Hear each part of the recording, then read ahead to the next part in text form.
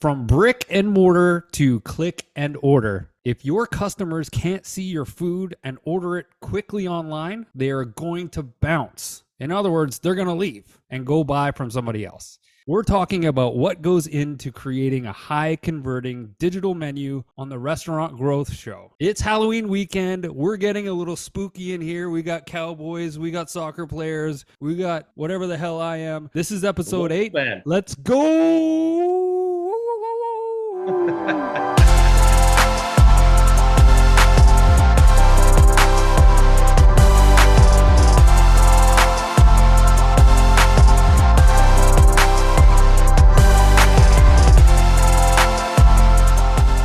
It's Gordon, and this is the Restaurant Growth Show, where we talk about how operators can use technology to grow their business. We've got a lot to talk about in this episode, but first, let's introduce our guests. First, we have Jose Albas, co-founder and chief growth officer at Moduurn with more than 25 years of online marketing experience. Jose has successfully founded and operated companies in software and hospitality. Next, we have Alex Cook, VP of Sales and also a co-founder at Moduurn. Alex's experience in the hospitality industry spans 30 years, including 16 years selling restaurant POS solutions throughout North America. Lastly, who am I? My name is Gordon. I'm some kind of weird werewolf. I am your host as well. I run a digital marketing coaching program called 90 Days to Success, where I teach restaurateurs how to sell their food online. Gentlemen, how are we doing this fine Halloween?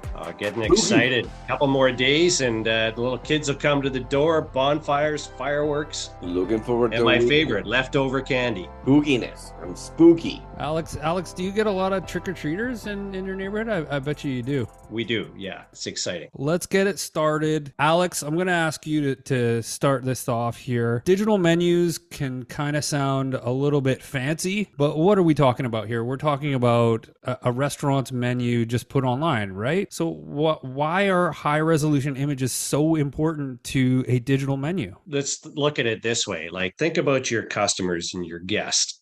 Your guests eat with their eyes.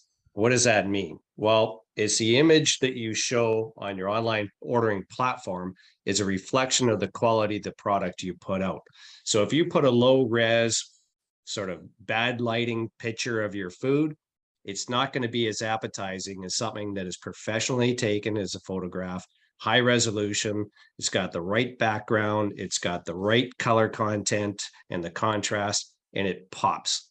So the quality of the images are extremely important. Imagine watching a commercial on TV from McDonald's from 40 years ago, kind of grainy, and it doesn't show the product nearly as well as something today with the digital format that we have with all the technology improvements in photography. And anybody can be a photographer now. You can get amazing quality pictures just from your iPhone or your Samsung, but you can also get those photo boxes that will do a professional, fully transparent white label background for your items. So what you're saying basically is we don't need to hire a $100 an hour professional photographer to come in and take photos of all of my menu items that are obviously changing on a regular basis. I'm trying out new dishes. I've got different ingredients all the time. Is it good enough to simply snap a shot with your iPhone as the food's going out the door? It can be. It really depends on, how creative you are as a photographer. If you have, and again, the right background, you've got the right camera, you got to make sure you have the shadows are in the right place, or even better, there is no shadows. It is certainly better if you can afford it to hire a professional photographer. And then as the food items come out, they just take a picture and then you upload it as you get new images in your database. So is it easy to upload images to a digital menu? It's as easy as uploading an image to any social media site. Just a couple of clicks. Right, exactly. Yes. Okay, so that's really interesting. And I think that a lot of operators misjudge or underestimate the value of adding images to all of their menu items, especially online when they're concerned with physical menus, maybe in the restaurant. But are you saying that you can increase conversions by having good quality images on your menu? Yeah, definitely. I mean, imagine I go to a restaurant and I'm not familiar with their food, and it could be an ethnic restaurant, and let's just take something like Indian food or even pho, or it could be sushi, but I'm not familiar with those particular items. So an image gives me an idea of what I can expect. So it's if it's appetizing, it looks delicious, I'm going to be more inclined to order that particular item instead of going to the tried and true, what I know is a safe bet. It allows me to explore other options and be a little more adventurous in my food choices. Jose, is it reasonable to use a stock image on a digital menu? As an option from nothing, definitely would help, right? And if you can get it closer to what the restaurant prepares, even better. But ideally, you want to actually present what your kitchen produces, even if it's like touched and perfected and with the lighting and everything, just making it more appetizing, even better. But you want to be true to what you create, and most importantly, those little pieces that are part of the branding, like even if you have like a particular type of dish, or a plate or something, it will help a lot as well, because you're building expectations, and then when you get there, you want to fulfill that expectation. So it helps with the experience. It brands literally in the memory a better experience that it relates to the restaurant, and therefore when you see it again, you're like, wow, I remember all of that. Alex, what makes a great menu item description? Great question. So let's start with what makes a poor item description. And let's just say you have ham and cheese pizza, or even a Hawaiian pizza. We all know Hawaiian pizza, and you just say ham and pineapple. There's not very many appetizing descriptions there. So I typed in, how would you describe the taste of pizza? Just as an exercise. And this is what came up. And tell me what this sounds like. It tastes like bread, tomato, and cheese. Chewy, moist, slightly acidic, and sharp. Then once you apply toppings, that changes it. Ham and pineapple adds salty, sweet, and juicy. And pepperoni adds a meatiness and spice. Which one would you rather order? The ham and pineapple, or something that actually gives you a mouthwatering description and guides you to that particular item because it sounds more interesting? Obviously, I'm going with the latter. I mean, as a werewolf, I'm going to eat pretty much anything, but if I'm a regular customer on the internet and I'm hungry, I want that description to tell me what it is in a creative way that's going to get my mouth watering. Well, let me just add one more. So this is one that was interesting. It was an exercise I was doing with one of our employees that builds menus, and we were talking about descriptions. And in this case here, it's a beef and mushroom pizza. And the client didn't have the ability, didn't have the time to really think about all these mouthwatering descriptions, but there were a few cues that we could take from their website. So we did add a few things to make it a little more interesting as we look at it. So now it says beef and mushroom pizza, add sides to make it a delicious meal, right? So now we add some choices to the menu. And then we follow with a link from their website, the House of Deep Dish Square Pizza and the best in town. All fresh ingredients, freshly made with no additives and no preservatives. Which one sounds better, beef and mushroom or the latter? So that tells me that it gives me information about the products that you're putting into your food items, your menu items, and it makes it much more appetizing for me. And when I make my choice, I'm more excited. My mouth's already watering right now, and I haven't had lunch, so there's a good reason why. Absolutely. And when you couple the high quality image along with a creative, mouth-watering, tempting description of the ingredients, I'm much more likely to click on that and add that to my cart and check out. I think it also is a reflection of your company as well, because it tells me as a customer, you're taking the time to make my items interesting for the guest, right? My product, my menu items. And it's not just, I don't want to say it, but it's not a lazy way of describing your product. You put a lot more thought and creativity into it. It rounds out the brand as well. Jose touched on this earlier. This is an extension of your brand, right? Taking that time to write out a detailed description of the food is much more likely to convert into a sale online as opposed to just somebody who abandons their cart. Jose, what ultimately is the goal of optimizing the digital menu? So The whole point of optimizing a menu is so that you can offer in the fastest, easiest way to your guests the best experience possible, while at the same time, and that usually goes together, it translates into more sales and more repeat customers, which at the end is also part of the optimization goal. Yeah. So when you choose the specific or the most popular items to the top, and when you add these beautiful images and sizzling descriptions, you're giving a full experience that will bring them for more, because it's a great. I love that. I love that. Sizzling descriptions. And that's a great segue into the amount of items in a particular online menu. I've heard sometimes less is more. Jose, what are the advantages of a smaller menu? Well, the smaller menus, a lot of the times, come with the type of cuisine, right? When it displays a very specific quality focus from the restaurant in creating these 7-12 items. It makes it easy to manage, and it makes it more effective when you're ordering. There's only certain options and stuff, and people know what they're going for. There is this 7, but at the same time, when you think about what is the perfect number, it just depends on the market, the segment, the type of cuisine, and what the restaurateur is trying to achieve. Alex, let me ask you a question here. Should I have 50, 60, 70 items on my digital menu? Or are there some drawbacks to that? Well, in today's world, I think a smaller menu is the way to go. And the reason why is that when you have an extremely large menu, you have there's a lot of items to learn as a cook. And if we're running into a labor shortage, then you're constantly training people on 50, 60, 70 different recipes and also cooking techniques on how to do that and do it well. What I'd like to do with well, actually, I'll use an example with a lot of pizza places. So traditionally, we saw a lot of 2-for-1s and mix and match and half and combos and all these things.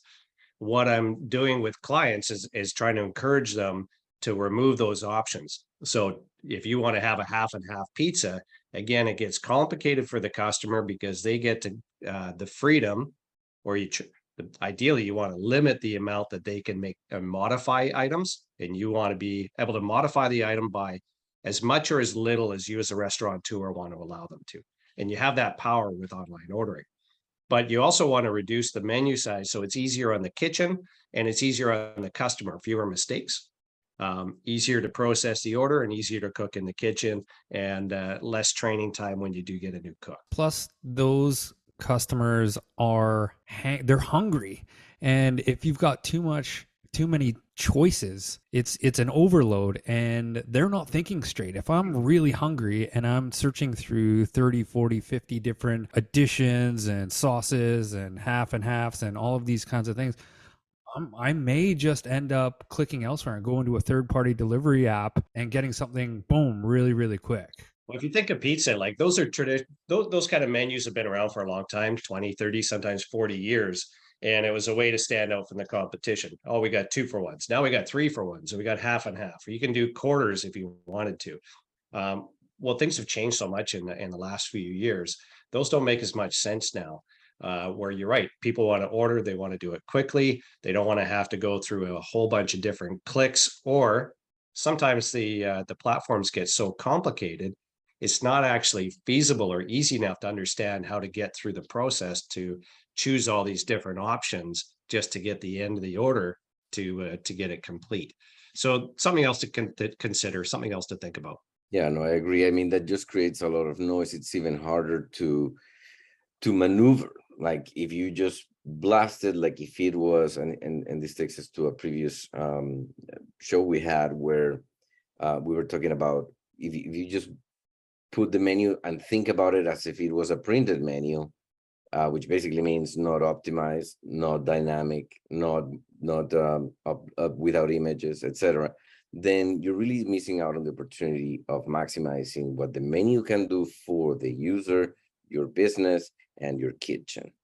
And that combination usually plays well for everyone, fun enough. So having a good system that allows you to optimize that decent but not excessive size menu, where you can identify and offer those things that are the most popular, it's just going to be for the best experience for everyone, all the way from the user to the kitchen. I'm glad you said that because you mentioned pricing in there, Jose. And is there a particular pricing strategy that works best online for restaurant menus? Well, there's a lot of options. Technology allows for multiple things, but I can say that one of the things that I see that restaurants like, that they enjoy, and the users too. I was in a meeting yesterday, and I was sharing a couple of stories about this, and people were getting excited about, was related to programming your combos or discounts or happy hours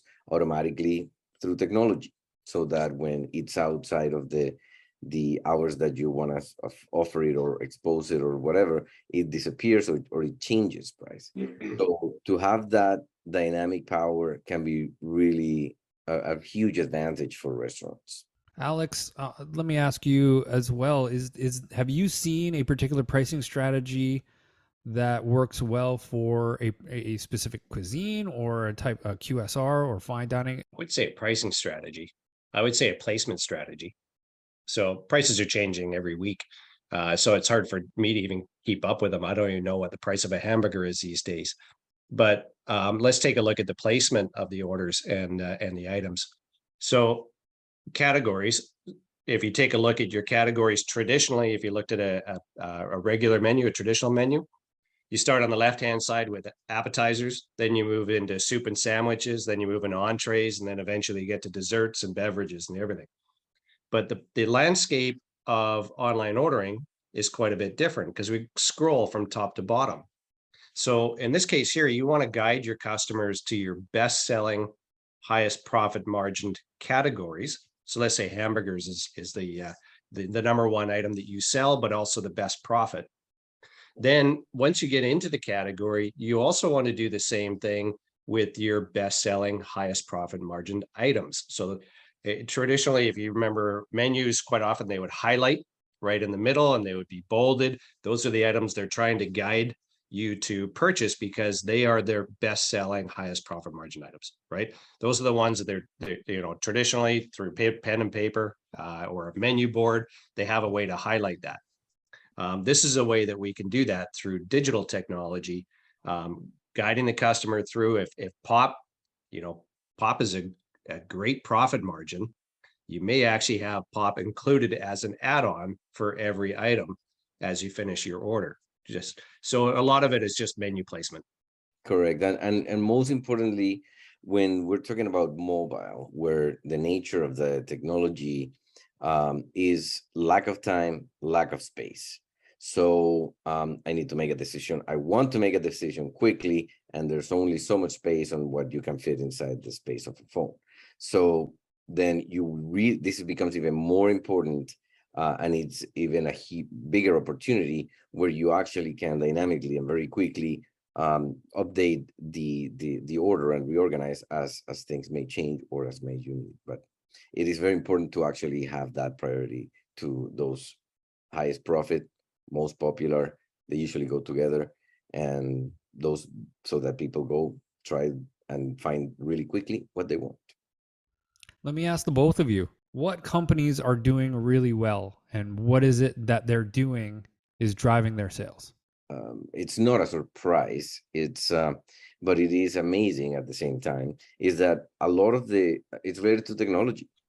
It's related to availability or accessibility. Like in technology, we would say, can I get there? Or how easy is for me to actually place an order with a particular brand? Those brands that have added, for example, types of servicing, type of delivering, pickup, drive-through, table service, those brands and the ones that focus and do a focused effort on taking advantage of the technology are the ones that keep popping up in the news, in my feeds. It's like Chipotle 6% because of table service, or Nando's was it, and then you see that in the Chipotle chains, those that have drive-through are way better performers than those that don't. So what is the difference? What if you added on top of that a curbside pickup?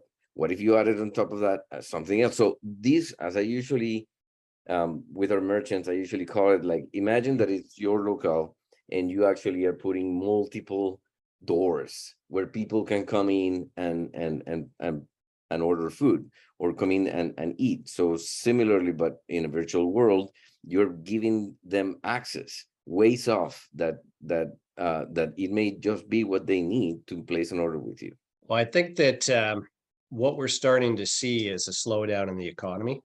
So as the inflation is skyrocketed right now, people are now, as summer has ended, starting to respond. So we're seeing fewer people dining out as they're trying to save a little bit of money. Average checks, uniquely enough, are still quite high. So they're not maybe going out as much, but they're still spending a fair amount when they do go out. But those on the online ordering side, because there's takeout. So this is perhaps if you're more casual fine dining, is creating a menu that also appeals to takeout. You may have a number of items that fit that category, right? I think that on that same note, I mean, there is the capacity to adapt to whatever's happening, right? So if it's a big multi-location chain, and a particular neighborhood is not a high-income suburban, but something else, then those prices should be different, and so that they reach the profit that they want. The power of the dynamic pricing and the power of what technology can help is that those changes can be done instantly, and that they can be even through algorithms modify themselves as something happens. A huge advantage in comparison to how we with the traditional menu, another one is that if you get to the restaurant and you see that the menu is new, like clean, like it was like just came out, you right away get suspicious, like I wonder if the pricing went up, as opposed to actually I never had that. I never actually I don't thought think about that. that, but now I think that they're you taking mention care of it, their cleanliness of the I'm restaurant. concerned that fresh menus mean price increases. Fresh Thanks for that. Freshly printed, with all the colors still just bumping. And then when you think about that like a recession, like I was saying, we have ways of supporting the sales through coupons and things, and there's ways of balancing that game so that it is affordable, enticing, to bring people in. And as we know, especially with online and technology, because nobody's watching, nobody's judging, they're most likely to add to the average check. So technology is here to stay. Take advantage of it. Those are the continually winners in every brand that I hear, everything that's happening when they report. And the beauty, like we always say in this show, is that the technology of the bigger brands is available to the small single operation, because that's the nature of it. And it's important, these big brands are leveraging the technology, but it's important for the mid-sized level organizations and even the mom and pop shops to make sure that their fundamentals are covered. And those fundamentals are getting nice images for each menu item, making sure they've got a sizzling menu description, as Jose put so well. You guys, this has been a super valuable conversation. We know creating a high converting digital menu takes compelling menu descriptions, high resolution images, and a pricing strategy. These are just some of the fundamental tools that are essential to growing a restaurant. I hope you learned something new. I know I did. I'd like to thank Jose and Alex once again for their insight. Thank you, gentlemen. Until next week, my name is Gordon, and this is the Restaurant Growth Show. I'm out. Gold! Gold! See you guys.